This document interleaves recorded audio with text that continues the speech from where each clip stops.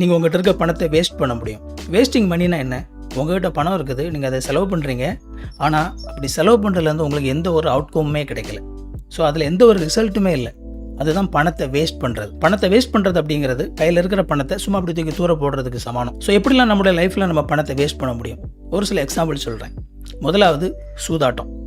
So சூதாட்டத்தில் நீங்கள் பணத்தை போட்டிங்க அப்படின்னா அது பணத்தை வேஸ்ட் பண்ணுறது. இப்போ நிறைய ஆன்லைன்லலாம் நிறைய ஆன்லைன் ரம்மி இதெல்லாம் நிறைய காசு கொடுத்து விளையாடுறாங்க.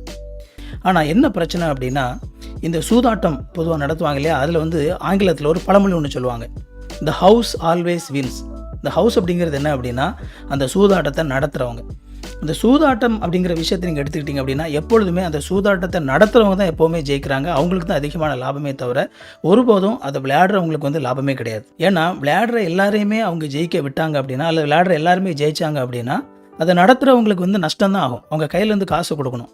ஸோ நஷ்டப்பட்டு யாருமே ஒரு பிஸ்னஸ் பண்ண மாட்டாங்க. அவங்களுக்கு அதில் நிறைய பணம் வருது அப்படிங்கிறனால தான் பிஸ்னஸ் பண்ணுறாங்க. ஸோ இந்த சூதாட்டம் அதில் நீங்கள் பணம் போட்டிங்க அப்படின்னா நீங்கள் பெரும்பாலும் உங்களுடைய பணத்தை வேஸ்ட் பண்ணுறீங்க. அடுத்ததாக போதை பழக்க வழக்கங்களுக்கு பயன்படுத்துகிற பணம். இதுவும் பார்த்திங்க அப்படின்னா வேஸ்ட் பண்ணுற மணி. ஸோ இது வெறுமனே பணத்தை வேஸ்ட் பண்ணுறது மட்டும் இல்லாமல் நம்ம உடம்புக்கும் கெடுதலை வாங்கி கட்டிக்கிறது. அடுத்ததாக பார்த்திங்க அப்படின்னா, இப்போ நிறைய பேர் இந்த கேமிங்லாம் விளையாடுறாங்க இல்லையா. ஸோ அதில் பார்த்திங்கன்னா நிறைய கூட்ஸ் வாங்குறாங்க. இந்த கேமிங்கில் நிறைய காசு கொடுத்து ட்ரெஸ்லாம் வாங்கிக்கிறாங்க. ஸோ இதுவும் பார்த்திங்க அப்படின்னா என்னை பொறுத்த வரைக்கும் வேஸ்ட் ஆஃப் மணி.